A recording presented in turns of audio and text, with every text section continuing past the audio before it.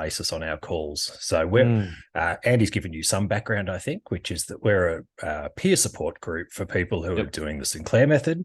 And absolutely. really, our primary purpose is just to help people to succeed on their TSM journey.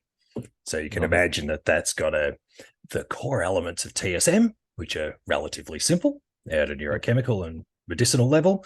And then you've got the broader AUD picture of life change as you go through recovery, which is where your name pops up on a regular basis. Mm, got it. Yeah. Yeah.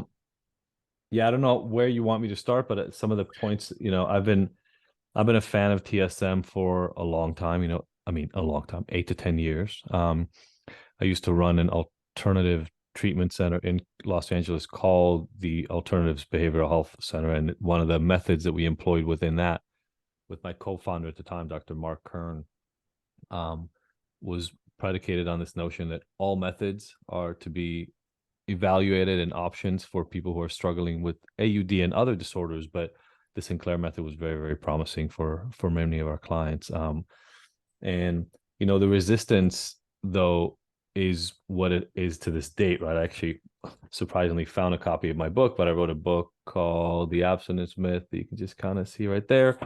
Um, that makes the broad point that is, first of all, abstinence should not be the requirement for beginning to engage in treatment, which it is in the vast majority of settings. And secondly, that recovery should not be measured by abstinence. And so I think those are kind of two of the main principles that I employ in all my work to this day that are really well aligned with the Sinclair method. Yeah, no, that's fantastic. And I'll loop back a little bit. Just before you joined, I gave a bit of an overview of your background. Normally I do it while you're here, but I'll loop back slightly. So, yes, formally welcome to the group. And as you mentioned, for everybody on the call, if you're not familiar with Dr. Jaffe's work, The Abstinence Myth, as you just showed then, is the book that I'm very familiar with, Overcoming Addiction Without Shame, Judgment, or Rules. And you have the Ignited Recovery Method, the Ignited Recovery podcast, and speaking around the world on all things recovery from a background of academic psychology, which is where your doctorate lies at UCLA, Yeah. I believe.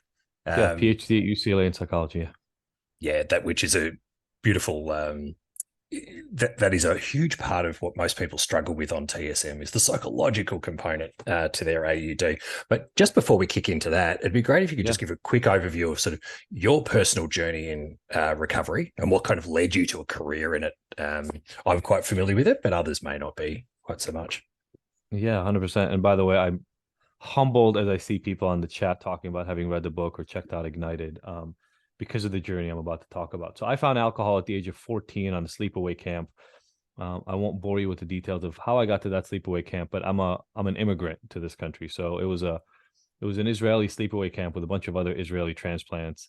And so being a foreigner is tough, especially in high school. I was 14 years old, got to this camp, was very excited to find all these other kids, really my age, who I could connect with for the first time in a really, really long time.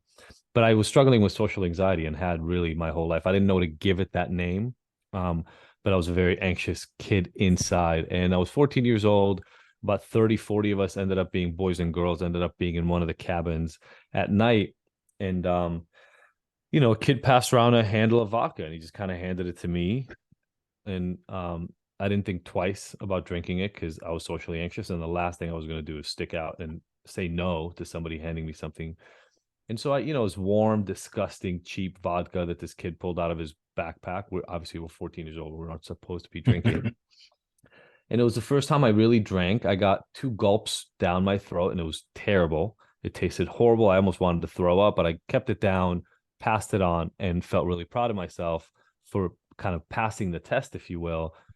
And then 15, 20 minutes later, alcohol hit me. And I was like, oh, I didn't know I could feel like this. I was relaxed. I could talk to people and I wasn't worried about what they were thinking about me like I was the entire rest of my life. I could talk to girls, which was very anxiety provoking for me at the time. Um, and it was a really good night, really, really good night. And so literally after that, when we got back home, which was Chicago at the time, um, I joined friends at weekend drinking parties. I found out a lot of the kids I'd met earlier in the year were already drinking. They just didn't invite me to the parties because I wasn't drinking, but now I was drinking. So I got invited to more parties. So alcohol also became my pass into new groups of friends. I'll pass through my story quickly, but I continued pretty much in this way. So when I moved to upstate New York, Rochester, New York, I got introduced to cannabis in the same way. A girl I like gave me a joint, and I wasn't going to say no, and I smoked weed. By the time I got to college, I was drinking pretty much every day, and many of the days heavily.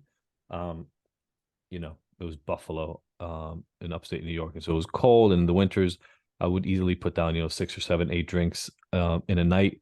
It was college drinking, is what I thought. But my addiction kept progressing, and my addiction took me to heavy drug use. So cocaine, MDMA,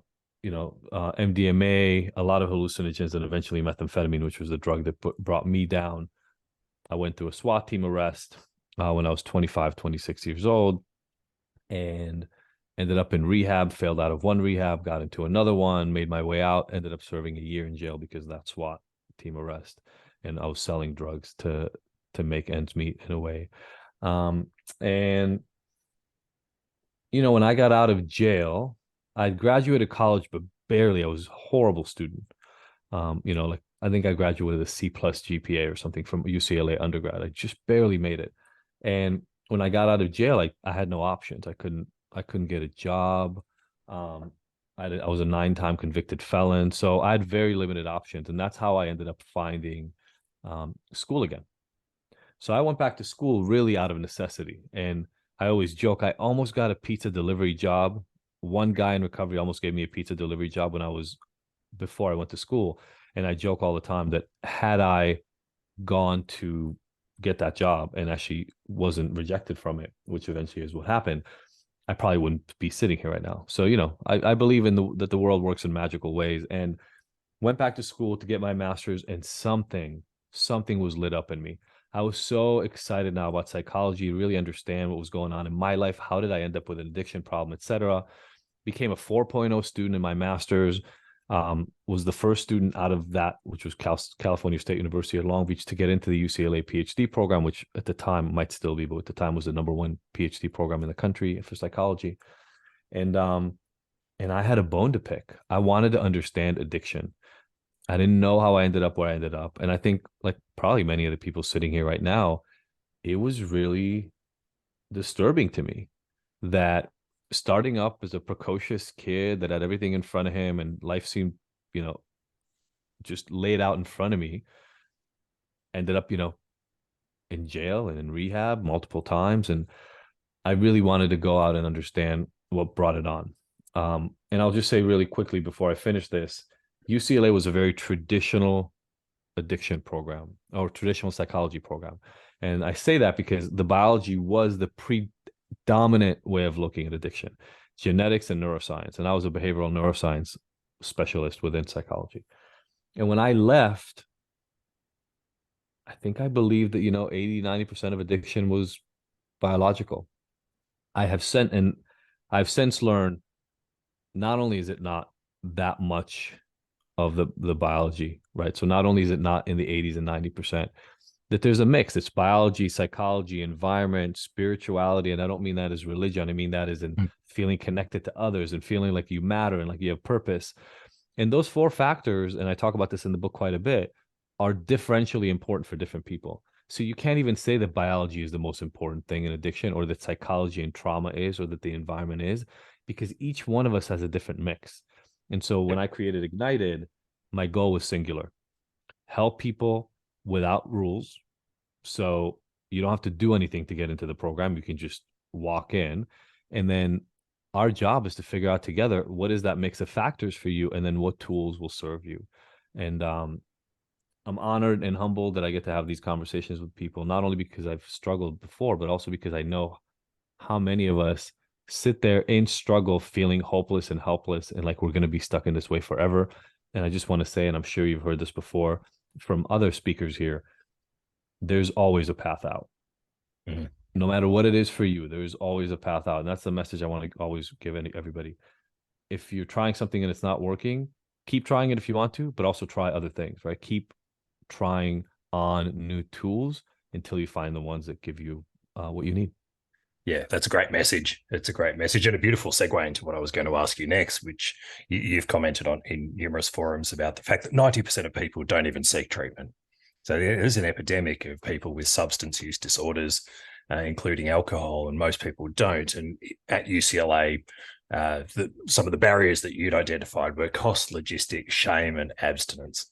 And I can relate to every single one of those. And which is part of what sort of led me into TSM, because it ticks those boxes reasonably well. But I was going to ask, like, what this abstinence barrier to seeking treatment, which is obviously a passion of yours. I was just interested in picking your brains about that and how you see that view of abstinence just being so difficult for people to actually enter treatment. So I'm gonna use Claudia's name in here because I know everybody in the TSM community knows Claudia Christian, and she's a dear friend of mine, and I really hold her in high regard in terms of what she's been able to do for the Sinclair Method, which is a really, really beautiful thing. The thing is, for Claudia, for the most part, naltrexone just did the thing. It just did what it was supposed to do, right? It severed that link. She still, I'm sure, got other support in life, but it severed that dopamine opioid link for reward and pleasure with alcohol, and it really, really helped her in a very pure way.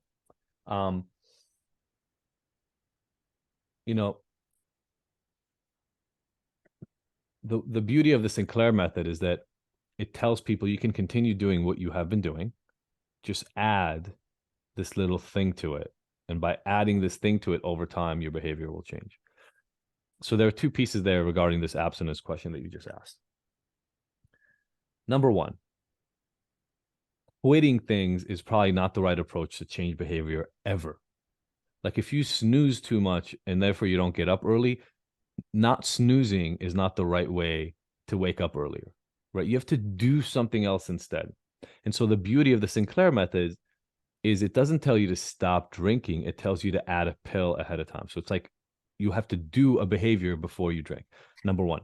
Number two, it creates a lot of mindfulness around your drinking, which for a lot of people, I would argue the vast majority of people I work with, the whole point of drinking is mindlessness, right? The entire point of drinking is to not be mindful.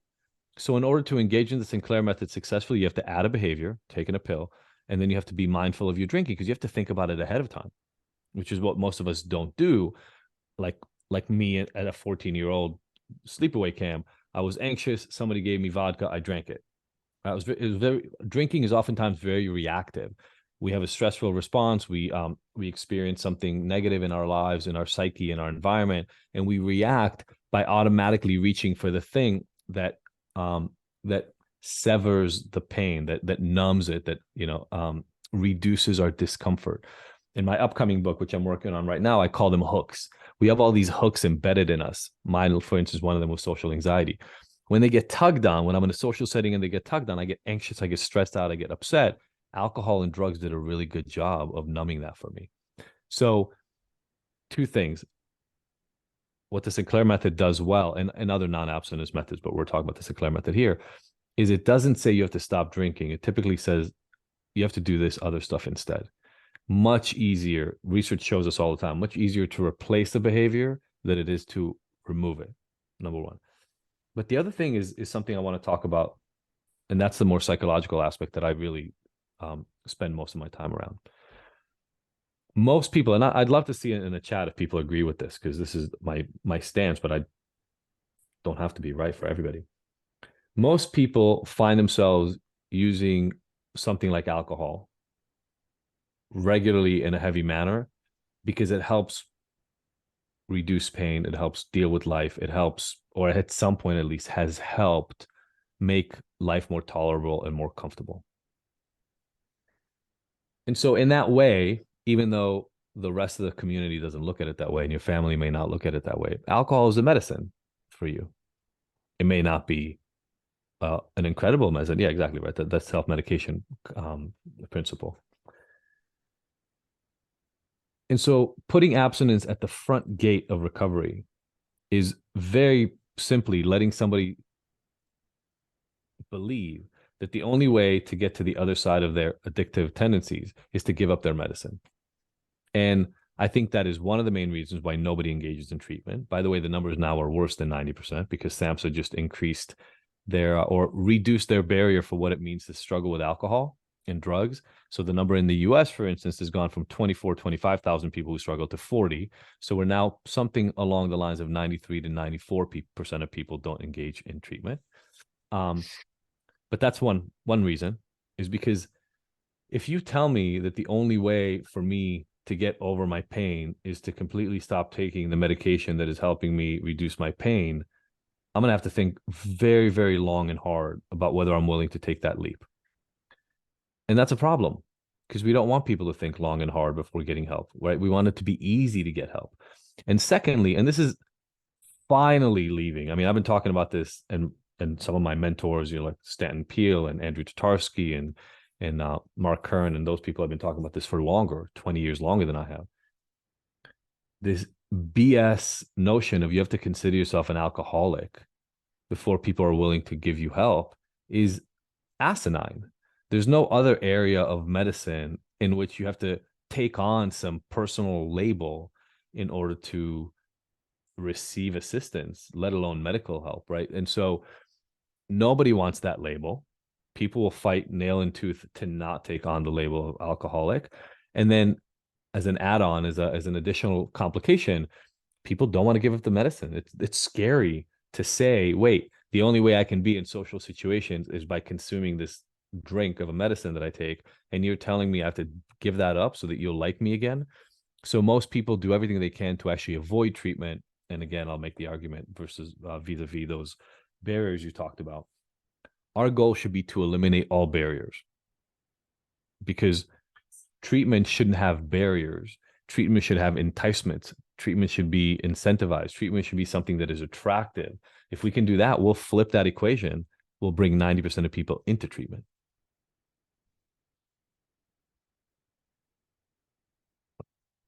Sorry, I muted myself because I coughed while you were talking.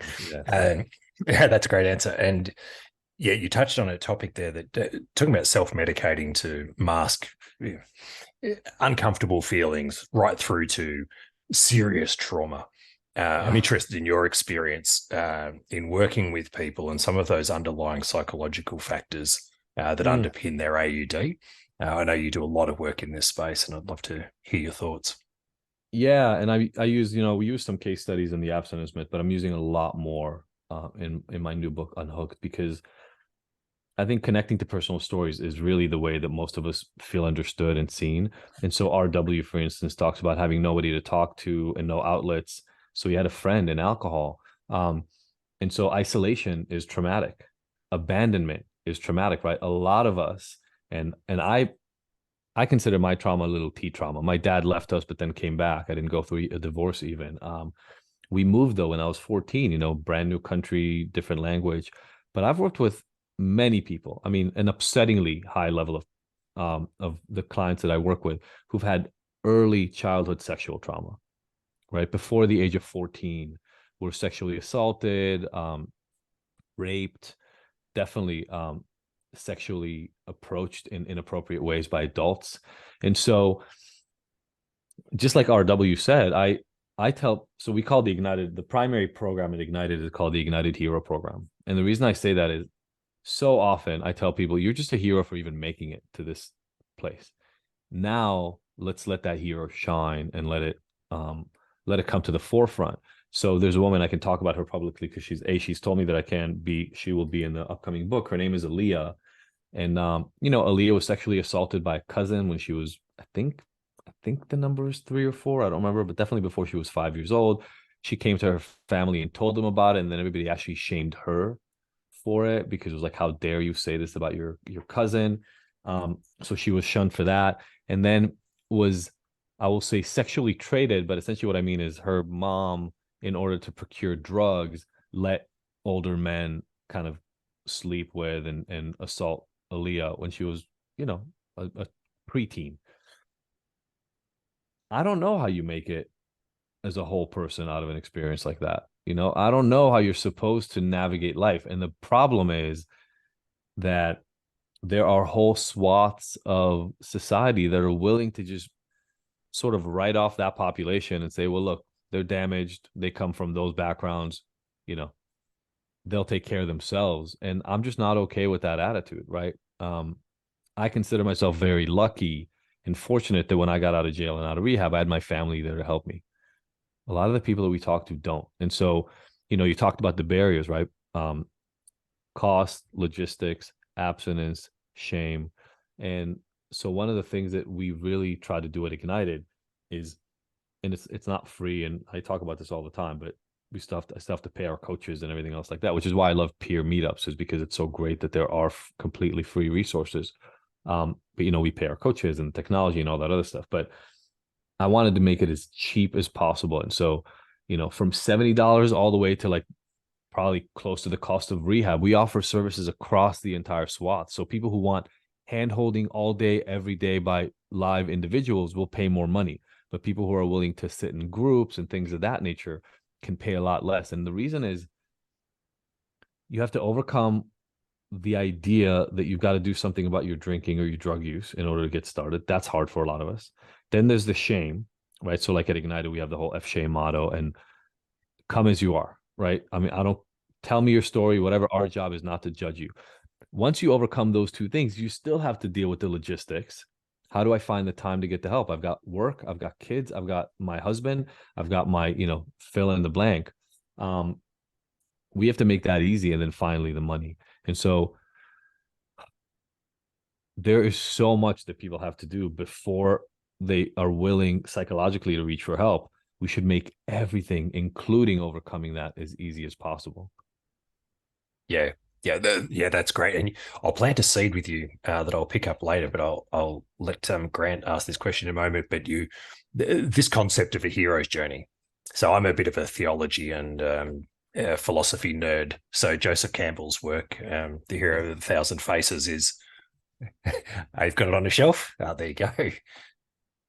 Got it right here. Hero with a Thousand Faces, Joseph Yep. Campbell. If anybody's Yep. interested in this, I'll ask Dr. Jaffe to talk to the hero's journey later on because I think it's an important thing about coming through these troubling times and coming out the other end with that internal narrative that's so powerful. So, Grant, did you want to talk to that? I think you were talking about rehab, and if someone can click on unmute, if Grant wanted to ask that directly. So bear with me. You had a question just about rehab being a revolving door, whether it's by design. Feel free to ask that directly, Grant. Hi, can you hear me? Yeah. Hi, how's it going, Dr. Jaffe? It's thank you for coming. I've just been I just saw a couple of TED Talks from you in the past couple of weeks. I've been really like ramping up my research. I'm just fascinated by like alternative. I don't like to call it alternative like addiction theory, because I think it's I think a lot of what I'm seeing is the right way to do things, as opposed to you know, the mythology that we're taught in rehab from AA and such. Yeah, as I was saying in the comments that you know, I've been to rehab 3 times, and I actually went I went in November. That was the last time that I went, and I've always like had like been on the fence about AA. I know the first time around in AA, I was like so desperate and like so vulnerable that I was just like, all right, I'll do anything to, you know, get sober and to like, you know, stop messing up in my life. So like I was like Mr. AA. I was like, oh, I'm gonna get 40 years clean and come back to all the, you know, do all the service and, you know, go through all the steps, get all these sponsees. But like that never happened. I think it like occurred to me pretty quickly that something was wrong with the idea. You know, but you know, being that this is my 3rd time around and getting sober, or trying to like find, I don't even like the word sober. I don't like the word clean. I feel like we need to change a lot of the language, but and I'm working on that, you know, with myself too. But I think I'm just like starting to realize this time around how psychologically detrimental, 12-step methodology is, to the average person. I think, I can like see that there are some people that benefit from AA and that do okay with it. But those aren't the type of people that I am trying to like reach out to. I'm not trying to change their mind. But there are a lot of people that are on the fence. I attend Smart Recovery sometimes. Awesome. I attend moderation management. I like those. I'm currently abstinent right now, but down the road, I'm interested in things like MM and the Sinclair Method. But what would be your advice for me when it comes to people on the fence? Because I don't want to like, there a lot of them have sponsors with AA, and I don't want to really like. I kind of understand at this point that like if you even believe an ounce of what you're hearing in AA, it's going to be dangerous for you to leave AA because that those deep rooted notions kind of are stuck in your head that you're powerless and that you're an addict and that if you touch a drink that you're going to die. And I kind of have like a moral issue with pushing people in the right direction, but not really fully knowing how to do it. So if I can, I think there are a couple of things here. First of all, there is no black and white. We all just have to come to terms with that. There is no right, there is no wrong. There's what's right for you at a specific time in your life, right? I was sober in AA for 3 years. I wasn't given any other option. This is 2002. I didn't know there were any other options. Nobody directed me into any other options. So when you're ready, there could be a lot of things that work for you. And I think that's important for everybody here to hear because, Grant was saying, if you believe in even an ounce of what AA espouses, then you're at risk if you leave. That wasn't my experience, at least. I believed more than an ounce when I left. I just wasn't willing to live that life anymore. And so what I said to my parents, what I said to my sponsor, by the way, was, hey, you know what? I'm going to go run that experiment that you all talk about all the time, the AA experiment. Yeah. But I prepared and I said, okay, let me just, I'm not going to just roll into this. Let me actually think about what I'm doing here. And I talked about it for months. And then I took one sip of champagne from a girlfriend and I didn't drink it again for a week. So here's what I think is the bottom line of this. And this is true for me, right? In my view, there's no research on what I'm about to say right now. No research that I've seen specifically about this mix. It is rare that one technique, one tool, one approach will solve 100% of the problem you're struggling with, right? I don't care how good it is. The Sinclair method is great. It's not a panacea. It doesn't fix everybody's issues, right? If you're struggling with lifelong trauma, PTSD, substantial mental health struggles, and major environmental influences, right? So you've got some of the biology because of that. You have the psychology, you have environmental pressures, social or physical. Even when TSM does misalign or separate out or block the rewarding pleasure impact of alcohol, you're still left with the trauma and the depression and the environmental pressures. And so it's Pollyannic for us to think that, it goes back to that biology. Like if you just solve the pleasure, the dopamine link, then everything else will be okay. It will for some people for whom the biology was the preeminent element that mattered in their addiction. But if any of these other things are true for you, well, you'll find yourself being, even if you manage the sobriety portion from alcohol, you'll be increasingly uncomfortable, increasingly stressed, increasingly anxious. So to me, that's a sign that you need more support. And I have good friends that are in 12-step programs.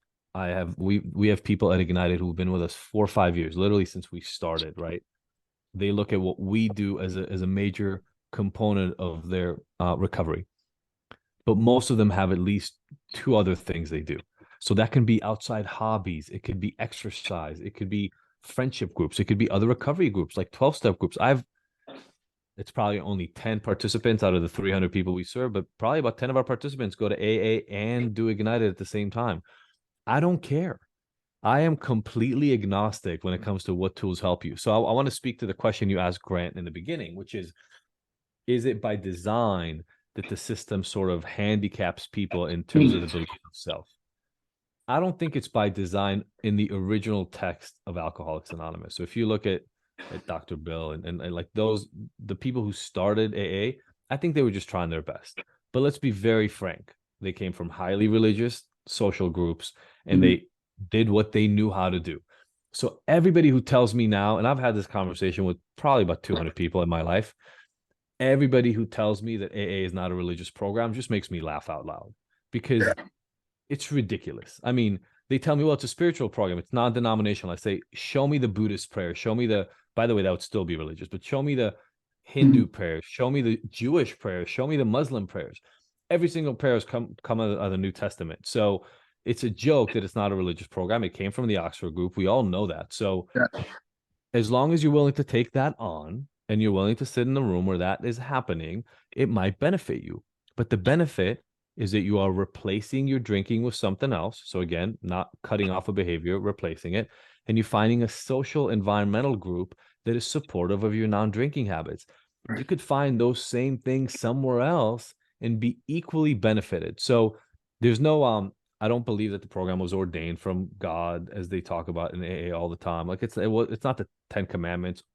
I'm Jewish and I barely believe in the 10 Commandments. So it's a great book that was written in the 1930s with a very religious orientation and a pretty dogmatic stance given what was going on at that time. But I want to put things in perspective. At that time, if we think alcohol and alcoholism is stigmatized and shamed right now, just imagine what it was like in the 30s, right? And so those people couldn't meet in open forums, because if somebody didn't know you were an alcoholic and then you came out as one, you were at risk of losing your job, losing other things, etc. So I think when we put that in context, I'm not mad at the book. I think they did a great job for 100 years ago, but it's been a while and we know some great stuff since. Just one last piece I want to say about it. The industry of the addiction treatment is a completely different story, though. Completely different story. There are absolutely, and I know this with certainty, and I'm not going to call people out because I've been threatened with lawsuits numerous times for trying to do that. So I will not call people out. But there are an endless number of people in the industry who use it to make money, who prey on vulnerable people, who promise things they can't deliver on and do not deliver on. They misuse statistics and numbers to make people believe they're 80, 90. I've literally had a very famous treatment center once tell me they're 100% successful, and I almost spit out my drink. And this was a PhD research analyst there who was telling me that they were 100% successful. So they will lie to your face. And we know this already. I've been approached for this myself, but they will pay for clients. So I think the Alcoholics Anonymous system was not created purposefully to handicap people. It's just old and it just needs to be revamped. In the addiction industry, you absolutely have, not everybody, but you absolutely have purveyors who are there to make a buck. They will say anything, do anything, and pretend to be anything if you are going to give them 40, 50, 80, 100, 120, $150,000. And they don't even feel like they have to deliver anything, because alcoholics and addicts are liars. And if it doesn't succeed, then it's actually your fault anyway. Sorry, that was my soapbox. No, it's a great. Most people have either an experience with AA directly, or they have considered AA or NA or whatever it may be, depending on your drug of choice. Most of us alcohol in these rooms, but it's an interesting one, that separation between AA in its purest sense and the rehab industry that latches onto AA. So I went to rehab. It's perfect for the rehab industry. It's a free service. They get to charge somebody $50,000 for sending them in a van to. It's insane. It's crazy what's happened in this country. It's ridiculous. In 21 days, I went to 21 AA meetings while paying the rehab center to go to the AA meeting. It's a great business model. Not so great for AA. Disgusting. Yeah. There's a couple of questions in the chat just about what does ignited mean, and I'll loop it back to that hero's journey because I know it's related in why the ignited hero. Do you mind giving a background on that concept of the ignited hero? Sure. I called Ignited because when I had my own treatment center, we use an assessment called the Wheel of Life. And you may have seen it before. It's an 8-slice, kind of like a pizza assessment: finance, business, family and friends, romance. I think there's self-care or physical health. There's personal growth, physical environment, all these really kind of very general areas of life. And I would give that to a lot of clients in my old treatment center. And sometimes even when people were doing, and we would get them doing really, really well on these slices, they still weren't doing great. Right? They weren't inspired. They didn't feel like they'd found a spark in their life. And then I realized that for a lot of those people, at least, the missing piece was actually purpose and contribution. And so I added those slices. The Ignited Wheel of Life has 2 more slices, it has all 10. Purpose and contribution are 2 of them. And I landed it. I've been doing this now for 14 years. I've been working in this field, which feels like a very long time. But I still love it. And I love showing up on shows like this. And I love answering questions. And I'm going to write more books and I'm going to help more people because it's my purpose. And so the reason I called Ignited is, in my opinion, at the end of the road, when I'm really successful with a client, it's because I've aligned them with their purpose. I've ignited a passion in them. I've sparked something in them that has transcended their need to numb, right? I don't know how many of you on this call have ever had that experience, but when you are in that state of flow and you are doing something that serves you and serves others and is powerful, our worries disappear, right? I don't worry, just so it's very clear, I don't worry about my meth addiction coming back. I don't worry. I struggle with porn and sex addiction too in the middle there. Actually, I found out later, if you remember the story from 14 years old, I found out porn and sex addiction actually preceded my alcohol addiction. I just didn't know to call it an addiction, but I've been watching porn since I was 11 years old. So it was all centered around intimacy and not feeling like I'm good enough and social anxiety and all that stuff, right? That's the focus. That's my main hook. And so for me, if I can have somebody find their passion, find their purpose, I am 100% certain I will get them to beat their addiction. So that's why we ended up calling the company Ignited, because we ignite people. Since then, we came up with an acronym, which is inspiration, gratitude, necessity, transparency, and drive. But in full transparency, myself, that came after the initial name.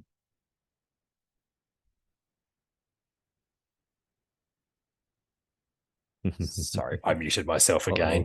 I don't want to have all this background noise while you're talking. Yeah, it's all and good, I man. forget to do it. So a question from Lynn about often people using cannabis as a in AA, they'd say from the bitch to the witch. Yes, harm reduction method. I'll flick to Lynn if you wanted to talk directly to that and give some of the background to your question. Steve, you're able to unmute Lynn.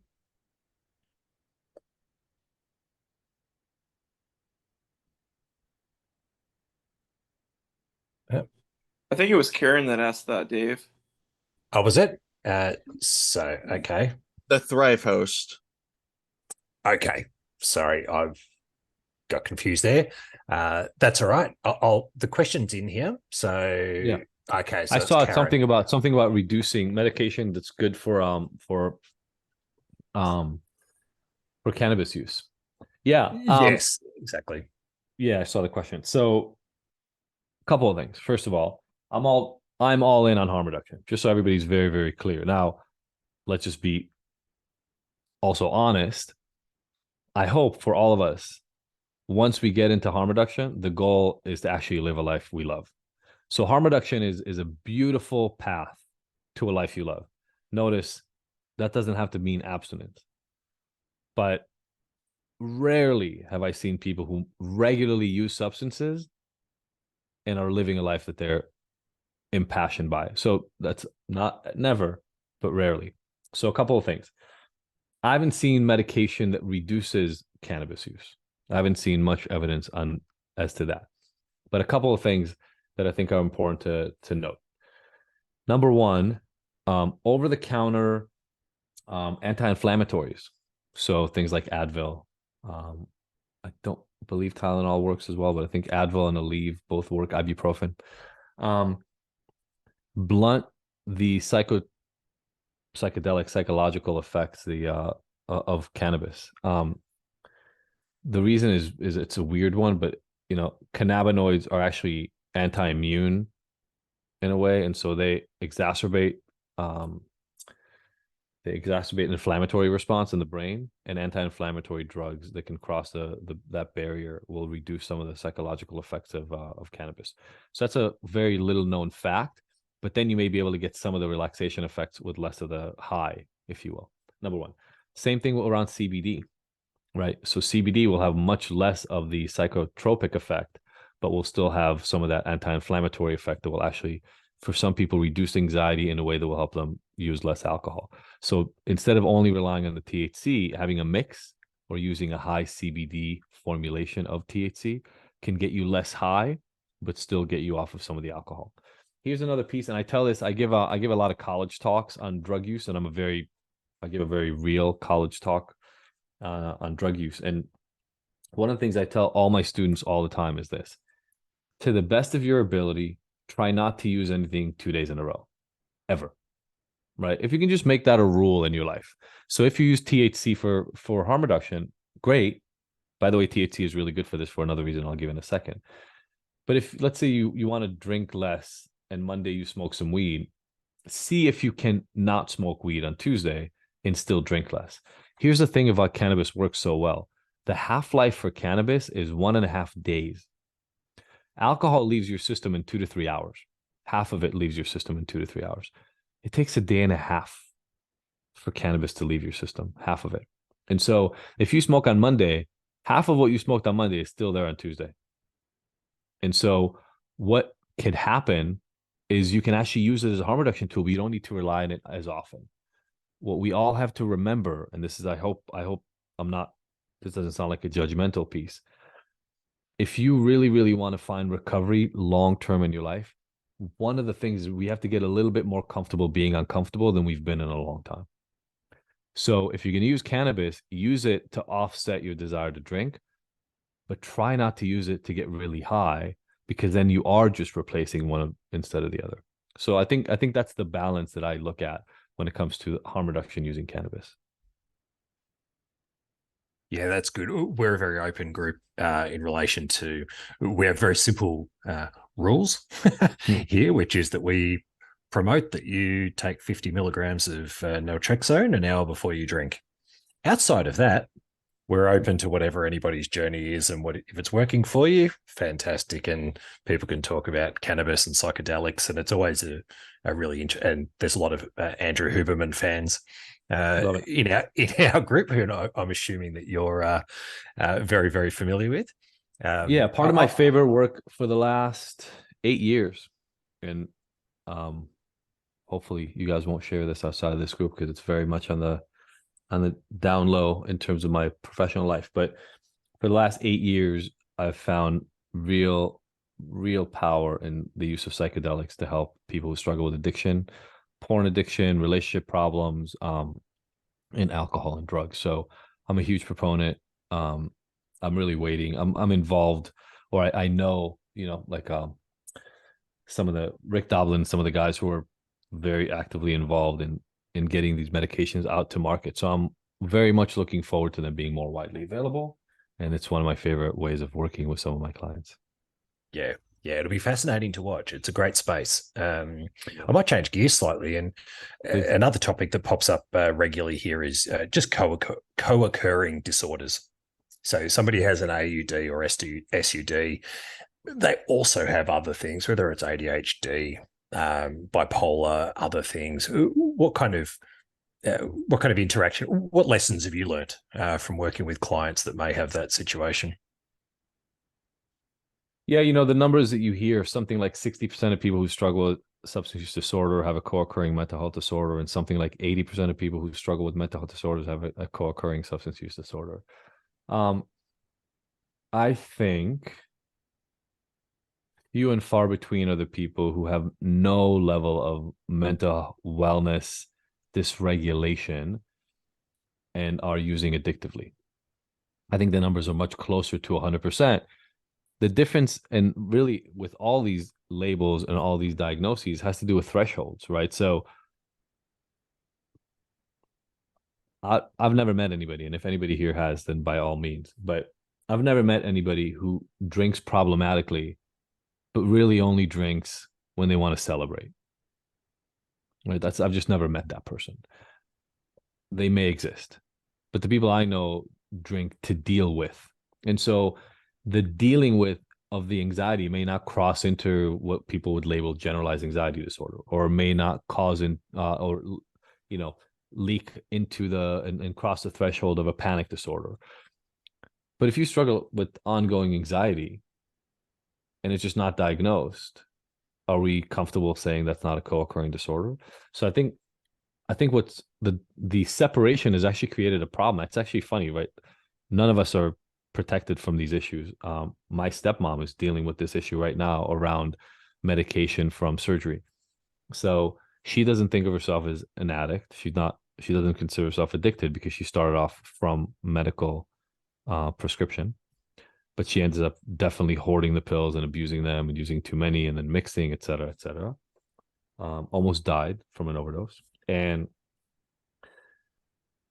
it's very clear that relationship issues around her marriage and underlying anxiety and trauma were the reason why relying on the medicine in a more pressured, heavier sort of dosing regimen than was prescribed was why it made sense for her.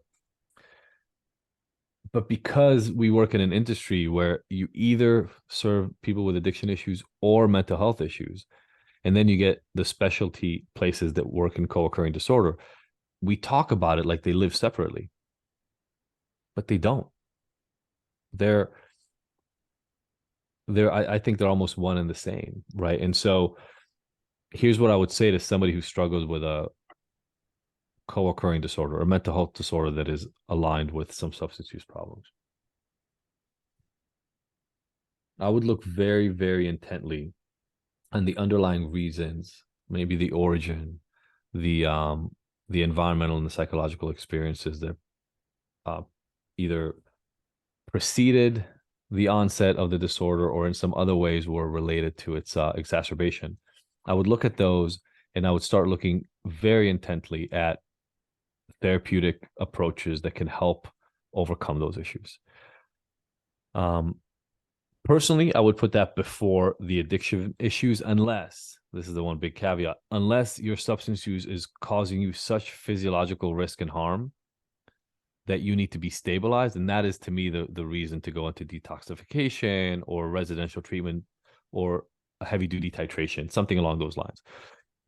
Most people who are here, whether you're sober now or not, and by that I mean completely abstinent or not, are functioning while using to different extents. Too many of us, I believe personally, this is again my personal belief, I don't know a good ton of research on this particular question. Too many of us believe that we need to deal with the drinking first and then go deal with the mental health issues. I think oftentimes that's because the mental health issues are actually much, much harder to deal with. And they're much more troubling and they're much more pervasive. And so I would actually I would make that the horse and put that ahead. And if you have something like the Sinclair Method that can help you even attenuate your drinking to some extent, I think you'd go a long way dealing with depression, dealing with your relationship issues. The number of people I work with who come to me after 15 years of alcoholic drinking, and what it actually turns out is they've been in a bad marriage for 20 years. It would be very hard for me to give you a number, but 20 to 40% of the people who come to me are in that group, and they don't consider the drinking related to their marriage. It's insane to me. They don't look at them as one and the same, but when we track the onset, it's almost always related to relational issues. Yeah, which is a beautiful segue into what I was going to ask you as well, which is around the support network around somebody and the importance of that support network and how you build out a support network that can help you through that journey. because you've mentioned environment on a number of occasions, and sometimes that environment is helping you to recover, and sometimes it's actually driving the addiction. Interested in all of your thoughts on how to try to develop a great support network, whether it's professional or social or personal, to help with AUD. Yeah, the environment is incredibly important. I was blessed. My parents were still willing to be in my camp and help me out. A lot of the people I work with don't have that. One of the problems, again, with AA and some of those, I'll call them traditional approaches, is they put the full onus of the problem on the presenting patient, and the identified patient, and give no responsibility and no place really for the loved ones in the treatment. I mean, so much so that if you go to Al-Anon, the idea is, well, you don't talk to them about their recovery at all. Let them do their recovery and you do yours. That's not how family systems work, everybody. We're supposed to be on the same team. And if we're going to be on the same team, then surprise, surprise, what you're going through is going to impact me and vice versa. So I believe much more broadly in integrated family systems and that kind of like family system theory, things of that nature. And so I, especially for my high-end clients, like we just actually did this on a call, husband, wife again, right? They came to me for his stimulant and alcohol addiction. And then invariably it turned out that 10 years ago, they opened up a restaurant and their life became enmeshed with the business and they started fighting all the time and et cetera, et cetera. And it caused a big rift in the relationship, which then made the husband escape into pills and alcohol. So we found that out. We did a couple of days of work and really incredibly powerful for him. And then on the next session already, I brought his wife in because we want everybody to be on the team. Everybody needs support all over the world constantly. We are social animals. We are not bred to be isolated. And so what I tell people at Ignited, for instance, all the time is if you can't find support in your real life, IRL, then what I would do is I would look for help in these sort of environments, but rely on them heavily, make them your friends, make them trustworthy, say what you need to say, start developing a real support network virtually.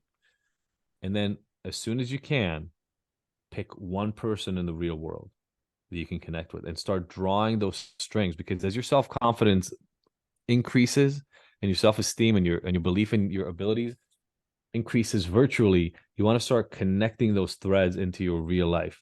Because look, I love Ignited. As I mentioned, we've got people who've been with us 3 or 4 years.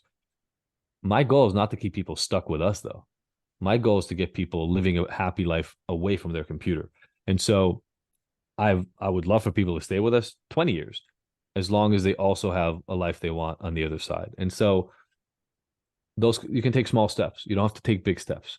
But to me, creating the support network outside requires a handful of things. One of them, it requires honesty and transparency, even when things are not great. That's the hardest thing for a lot of us to do. So many of us have disappointed, this might be a little bit of an aside, but so many of us have disappointed people so many times before that we're scared. We're scared of showing them that we're imperfect. So we do this thing that is, it's detrimental to our recovery. And that is, we pretend we're doing well even when we're not doing well. So we live in a 0 to 100 world with the people around us. We're either great or relapsing. And that's all they see, because we are not willing to be open enough with them and say, hey, you know what? I'm having a really bad day and I'm thinking about drinking a lot. Because we're afraid that our mothers, our sisters, our husbands, our wives will get triggered and be stressed out. But life ebbs and flows, right? Stress and anxiety ebb and flow. And if we allow people into that internal world that we have, we can start developing real intimate relationships on the outside, and we don't have to rely on ourselves, right? What's happening between our ears, or only on online resources. Yeah, no, that's wonderful advice for this group, and relates to another theme in your book and other work, just around the role of shame in recovery, and that is a theme in preventing recovery or sabotaging recovery, and just being a mental state that isn't necessarily helpful. So yeah, interested in your thoughts on shame as a barrier, shame as a sabotage, and how to overcome that. Yeah, shame is the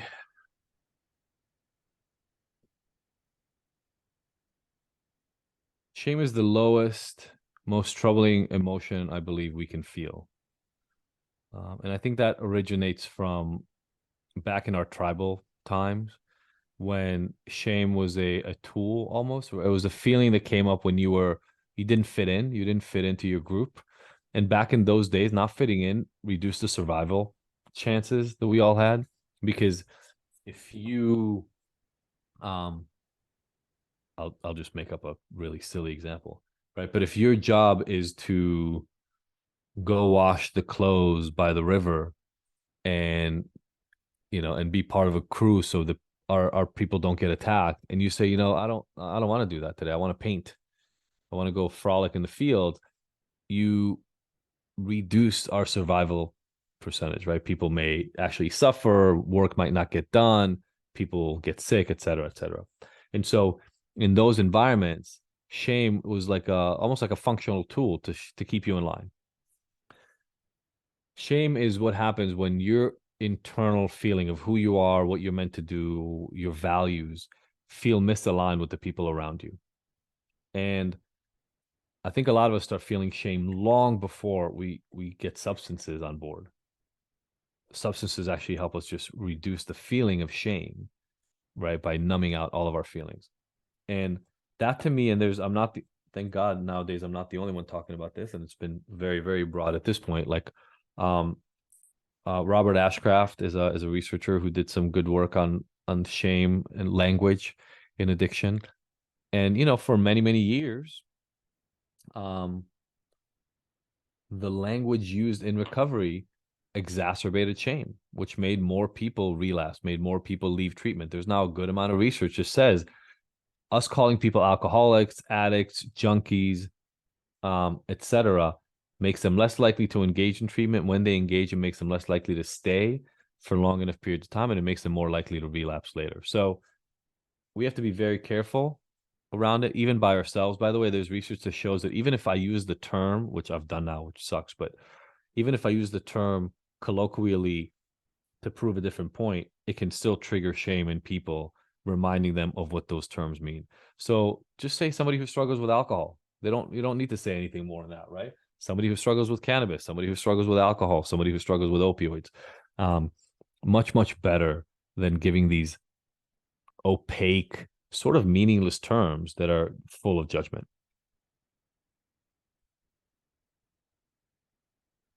I did it again. Angie, you had a follow-up question from the support. Feel free to ask that directly. You can unmute and Sure, thank you. This has been very good information so far. I'm not sure if I asked the correct question correctly.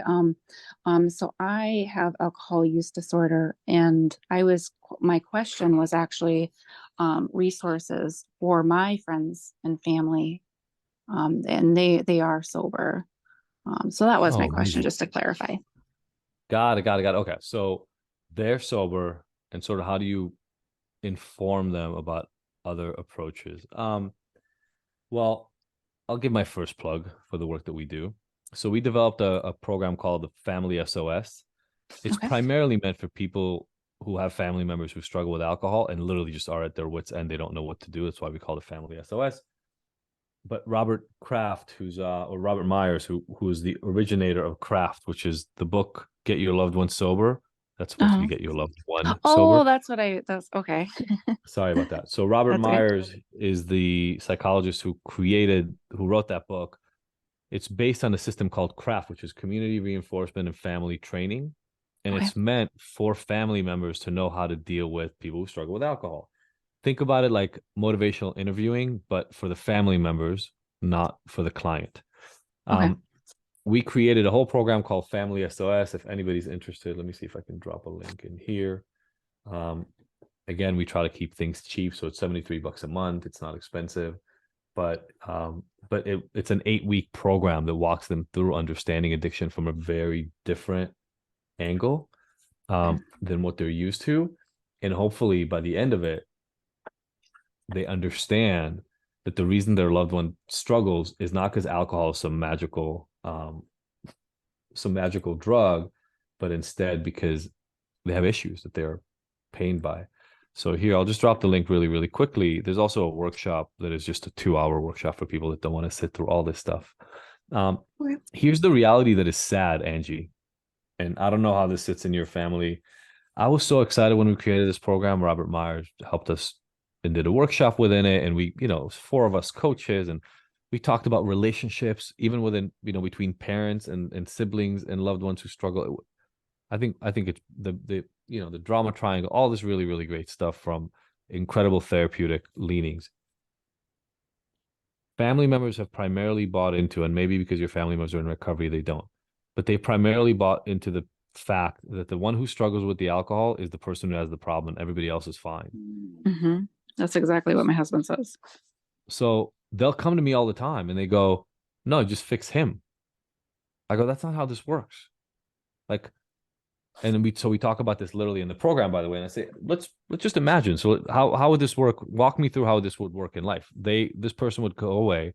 They would now get cured, and they would go be placed in the exact same home life that they were in before. Mm-hmm. And magically everything would change. Is that what you imagine would happen?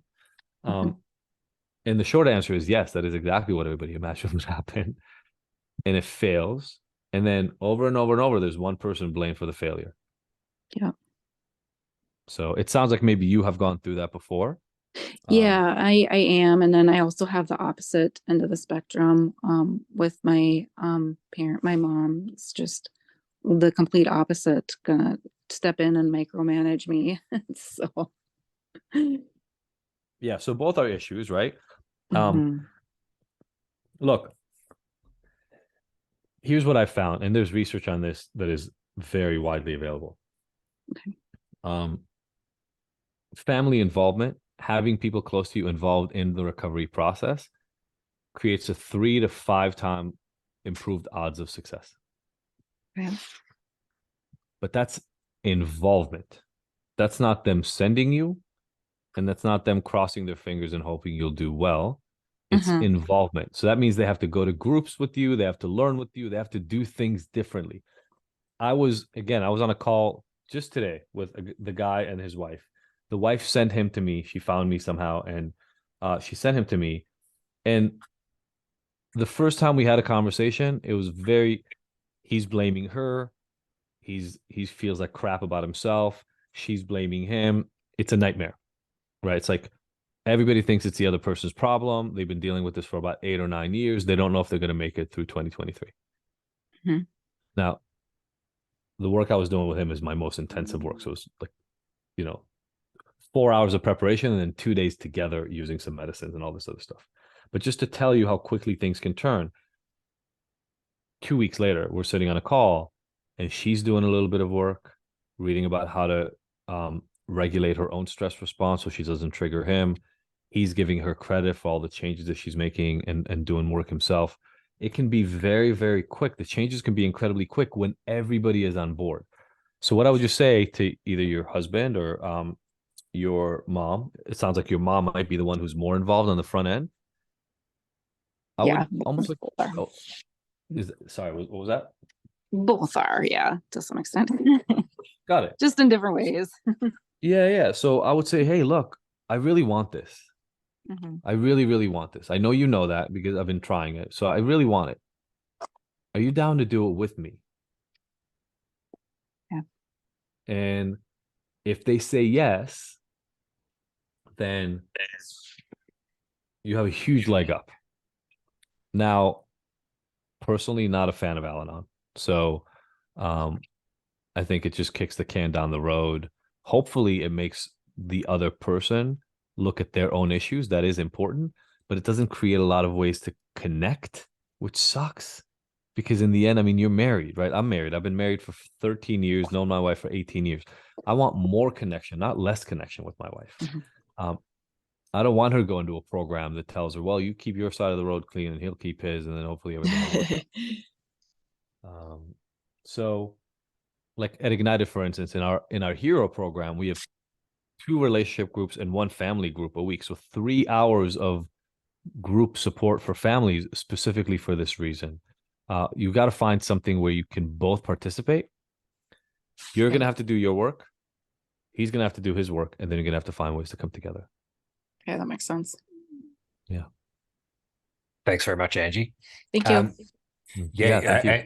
And you prompted another thought for me, Adi. And can you just give an overview of sort of the smorgasbord of things that the Ignited program does? So, everybody Well, on first, this call. Sure. Let me talk about the free stuff first. So we have a podcast. I don't even know how many episodes we've done by now, but it's a bunch, like 800 or something. Some of them are on relationships. A lot of them are on recovery. Some of the most recent ones, like the last year worth of episodes or so, actually little snippets cut from one of our groups. So it's actual stuff that we do in groups with our clients. So there's the podcast that is free. We've done some blogs.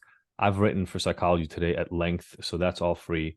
The book, I've literally made the digital version. If you're okay reading digitally, I think it's $235 on if you just go to theabstinenceMyth.com. It's literally $2 to just get the digital copy sent to you. So that's a really free, cheap stuff. And then the primary thing we do is we develop this really, I don't know, I'm biased, obviously, but I think it's this beautiful online platform that I want you can kind of think of it as Netflix for mental health and addiction with an online set of courses and workshops. But the workshop and the courses are made to fit your specific issues. So we give monthly intake assessments and monthly assessments and daily assessments. And the recommendation of the videos that you watch has to do with how you're actually doing. And so the idea is to really be able to allow you to create your own personalized path. Here, can I show this real quick? Just so everybody can kind of see what I'm talking about in real life. So this is kind of my dashboard here, right? And it's this is my last wheel of life. My score is 88 out of 100. I promise you, when I started my recovery, my life score would not have been that. But it can tell, okay, here's the place where you need the most support. I can kind of look at this most recent month. You can see my finances, and this is real. I actually use my own platform every single day because I'm a big believer in what we do, obviously. So yeah, last couple of months, we've been having kind of financial scares. And so financially, we're struggling. You can see personal growth is doing really well, etc. And then here are little snippets. So I believe in giving people options. So you can do 5-minute little videos if that's all you have time for. One of my clients today was saying, I listen to snippets on the way to work. So this is me presenting. These are some of our other coaches. You can refresh them and get new ones. And they're all based on these things, like the areas you're struggling the most.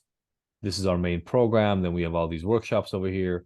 You even have a drink tracker built in. So this is actually my drink count.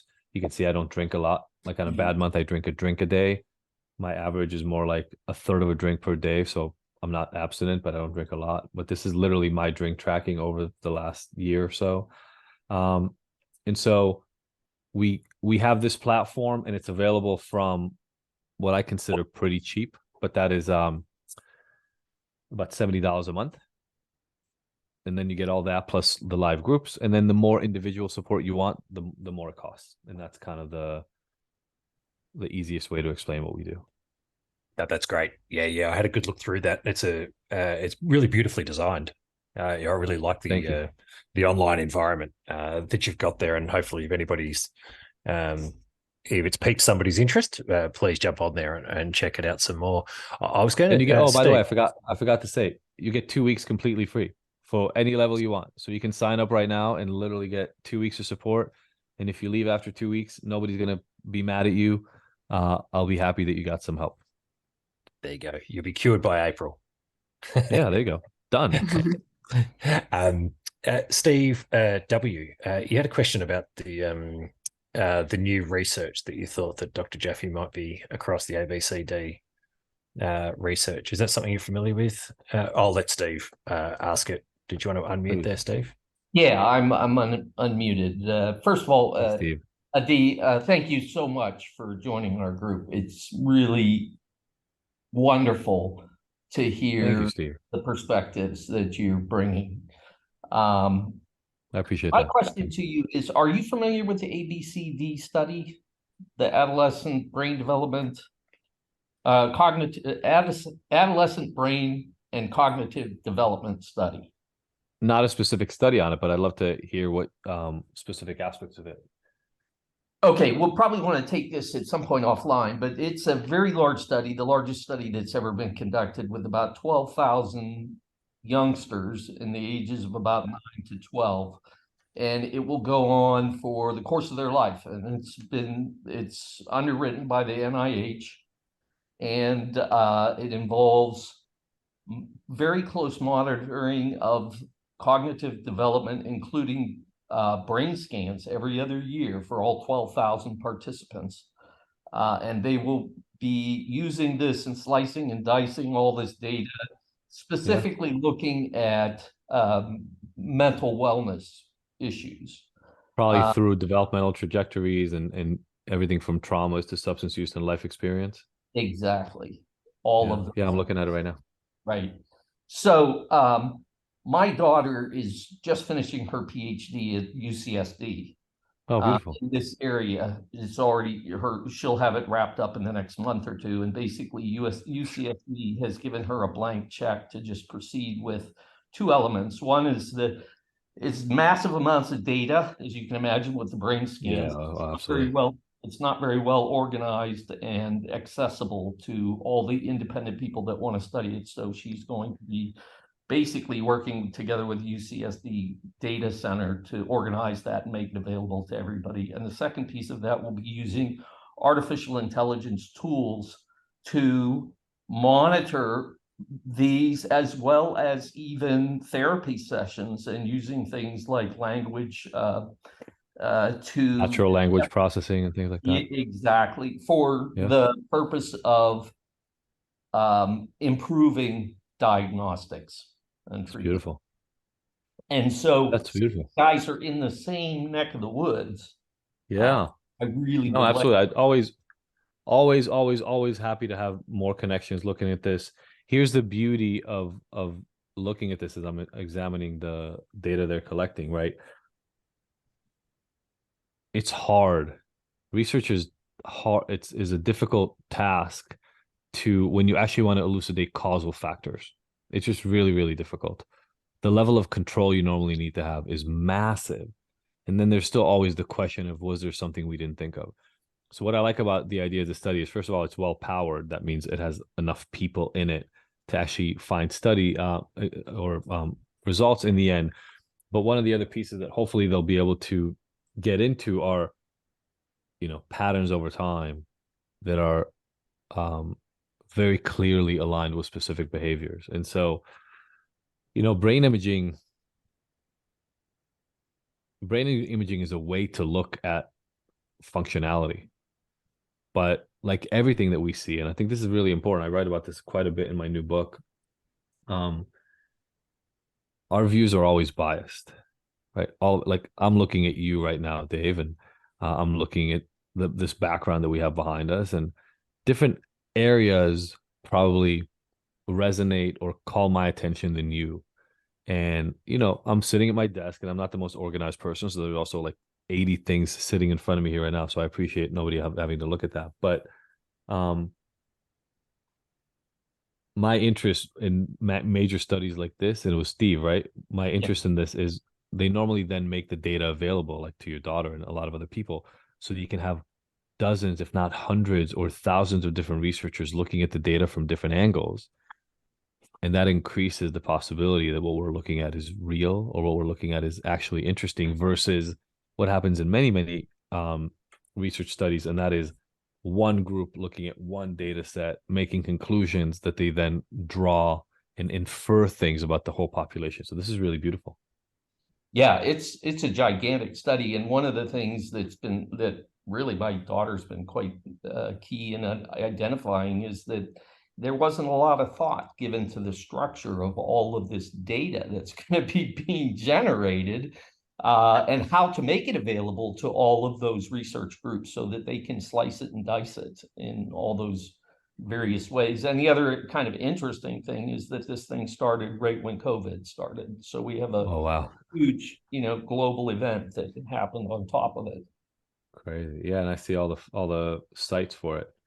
So it's all over the states. So I Beautiful, would, man. yeah, I would like, at some point to make that connection between the two. Please. Anytime. I mean, anytime. And by the way, that goes, Steve's bringing up something really, really cool.